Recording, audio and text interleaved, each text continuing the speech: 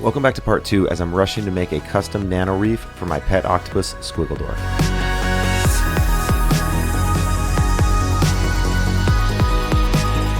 Small reef tanks evaporate water quickly and drive up salinity, so I'm going to make the base an RODI water reservoir.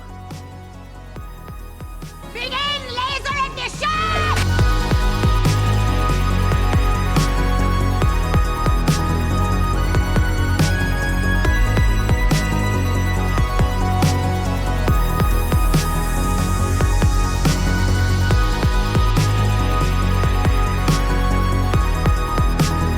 The base is done and the tank is ready to add water.